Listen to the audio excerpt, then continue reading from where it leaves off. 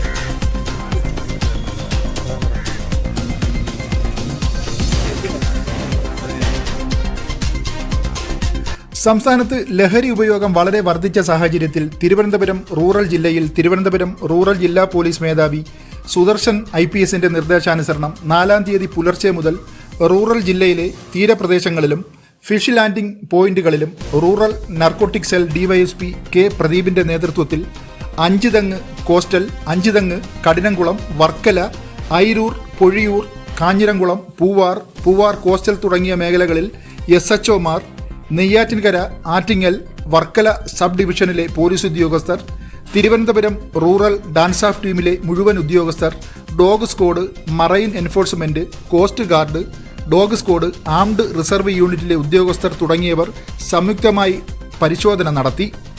പൊഴിയൂർ, കൊല്ലങ്കോട് മുതൽ കാപ്പിൽ വരെയുള്ള തീരപ്രദേശത്തെ പൊഴിയൂര്, പൂവാറ്, കാഞ്ഞിരംകുളം, പുതുക്കുറിച്ചി, മരിയനാട്, അഞ്ചുതെങ്ങ്, മാമ്പള്ളി, അരിവാളം, റാത്തിക്കൽ, വെറ്റക്കട തുടങ്ങിയ ഫിഷ് ലാൻഡിംഗ് സെന്ററുകളും പെരുമാതുറ, താഴമ്പള്ളി ഹാർബറുകളും പരിശോധിച്ചു. പരിശോധനയിൽ പെരുമാതുറ സ്വദേശിയായ അസറുദ്ദീൻ എന്ന 26 വയസ്സുകാരനിൽ നിന്നും ലഹരി മരുന്ന് പിടികൂടിയിട്ടുണ്ട്. ഇയാൾ മുൻപും സമാനമായ കേസുകളിൽ പ്രതിയായിട്ടുണ്ട്. പ്രദേശത്ത് ലഹരി വിൽക്കുന്നവരിൽ പ്രധാന കണ്ണികളിൽ ഒരാളാണ് പിടിയിലായ അസറുദ്ദീൻ.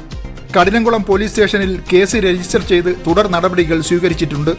വരും ദിവസങ്ങളിലും ശക്തമായ പരിശോധന തുടരുന്നതാണെന്ന് റൂറൽ ജില്ലാ പോലീസ് മേധാവി അറിയിച്ചു. News desk, Varkala media.